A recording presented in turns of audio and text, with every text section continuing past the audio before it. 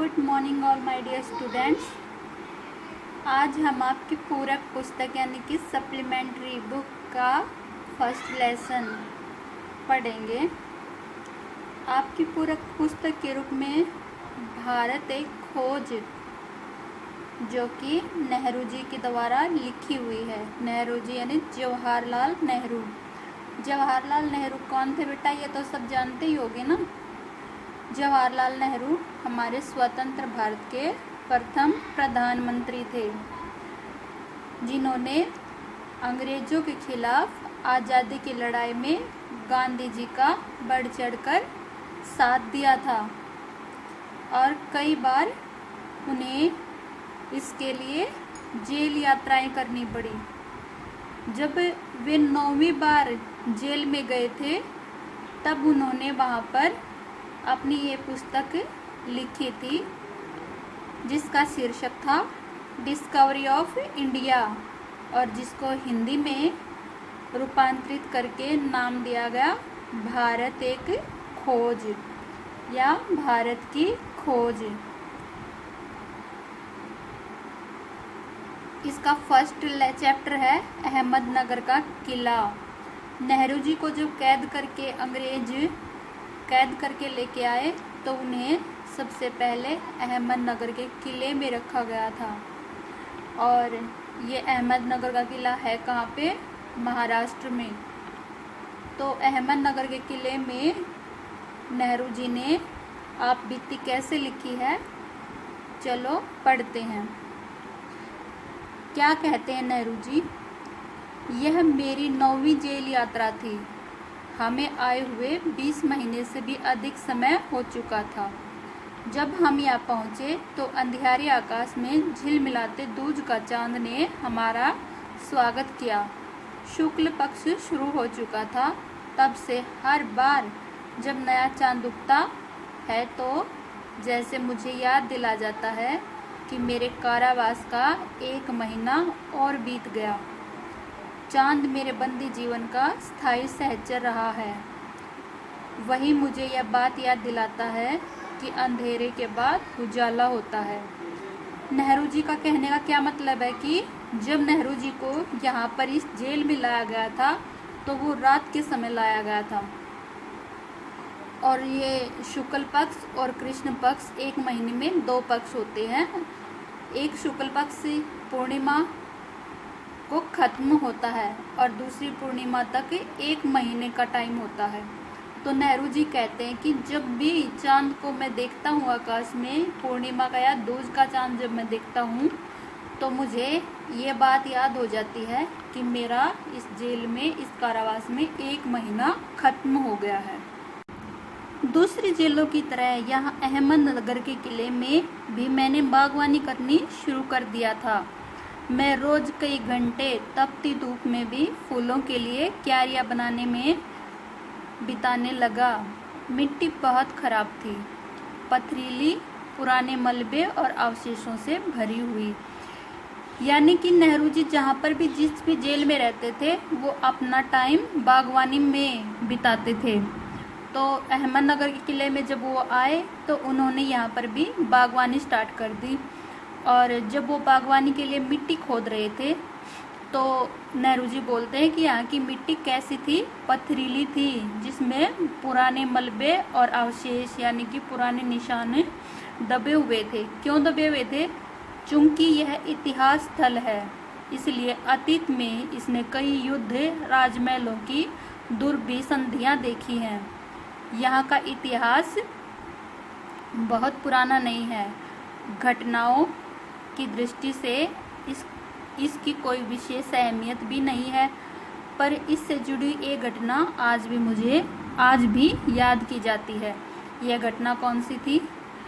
नेहरू जी बोलते हैं कि जब यहाँ की मिट्टी मैंने खोदी तो यहाँ से पुराने इतिहास के बारे में मुझे पता लगा कि ये एक ऐतिहासिक स्थान है। इसके अंदर, राजमहलों के अंदर जो षड्यंत्र चलते थे और षड्यंत्रों की सुगंध या बदबू अभी भी यहाँ पर आती है, यानी उनके बारे में पता लगता है।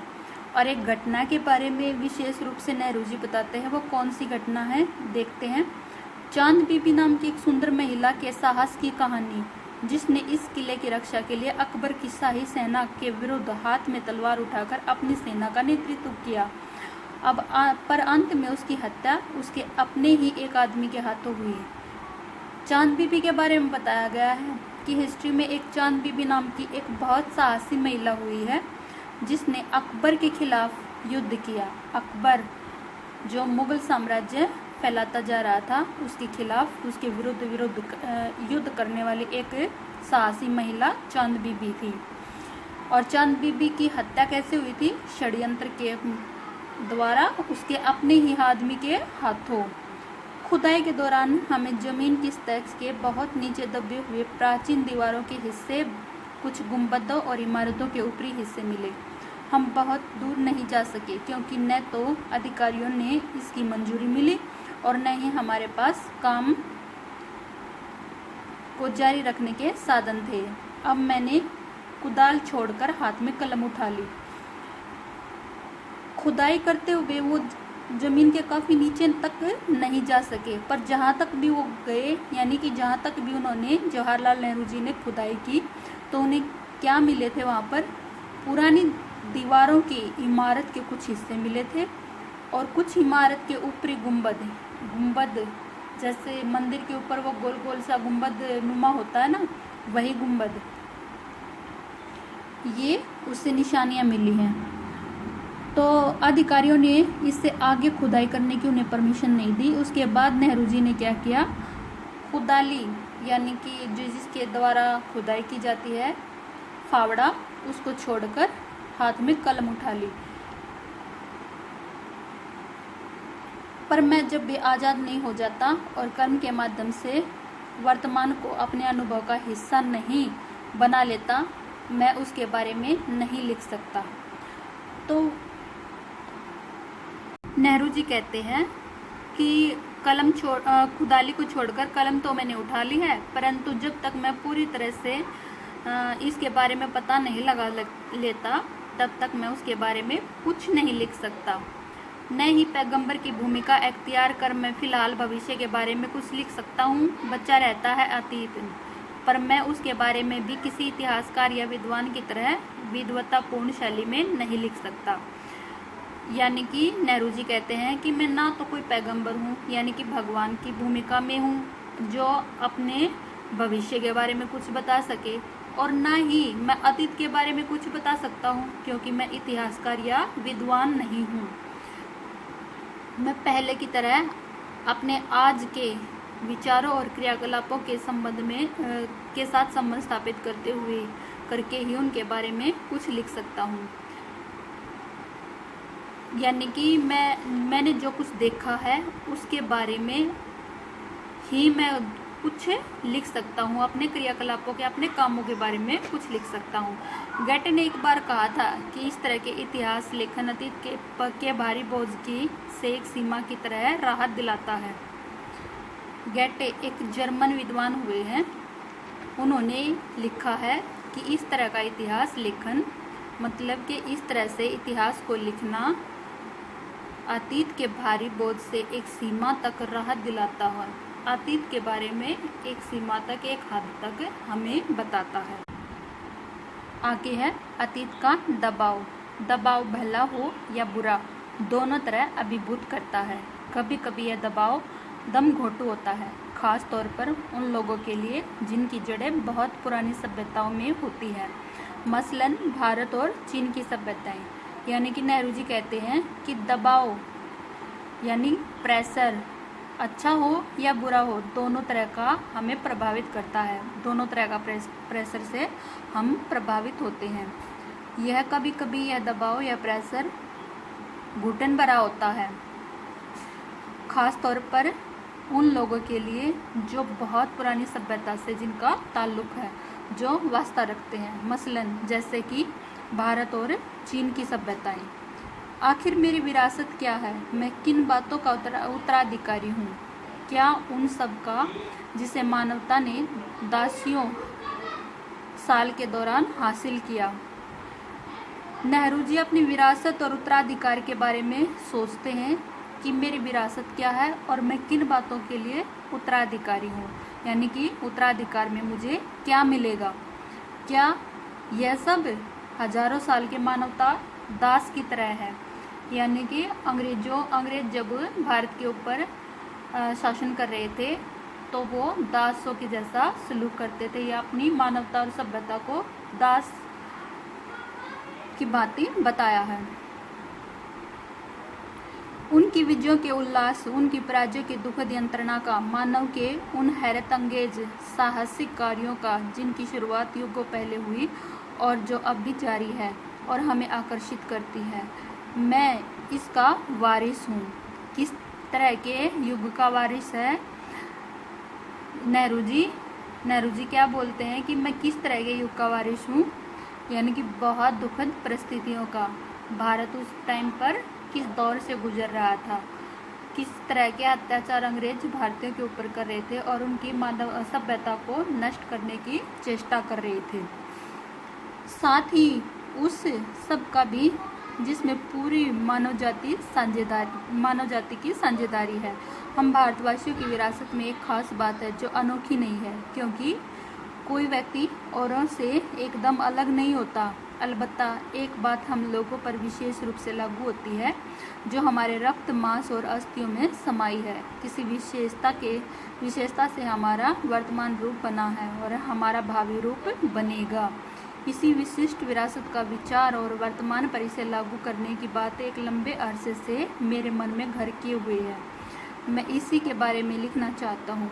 विषय की कठिनाई, जटिलता मुझे भयभीत करती है। मुझे लगता है कि मैं सतही तौर पर इसका वर्णन ही कर सकता हूँ।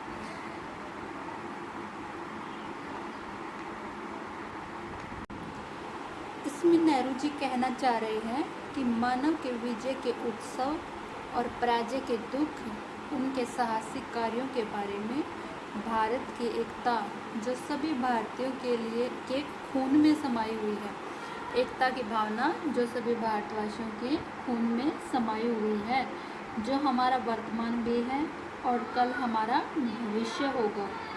इस अनोखे विचार को लागू करने की बात बहुत समय से मेरे मन में थी और इस अनोखे और मैं इसके बारे में बहुत कुछ लिखना भी चाहता हूँ, मगर यह विषय बहुत जटिल है, बहुत कठिन है और इस पर गहराई से मैं नहीं सोच सकता हूँ, यानी इसकी गहराई को मैं नहीं टटोल सकता हूँ। मैं तो सिर्फ इसके ऊपरी सतह को ही छू पाया हूँ, यानी कि मैं सिर्फ इसके ऊपरी सतह को ही छूने की कोशिश कर रहा हूँ। किसके ऊपरी सतह को? हमारे इतिहास के। हमारा इतिहास बहुत ब्रॉड है, बहुत पुराना है, बहुत ज़्यादा कुछ अपने अंदर समेटे हुए हैं। तो नेहरू जी बोलते हैं कि मैं उन सब को बाहर अकेला नहीं निकाल सकता, बहुत ज़्यादा लंबा विषय है। इसके बारे में जो कुछ मैं जानता हूँ, जो कुछ मैं लिख सकता हूँ, मैं सिर्फ उतना ही लिख रहा हूँ। नेक्स्ट लेसन में पढ़ेंगे और इतिहास के बारे में नेहरू जी ने क्या लिखा।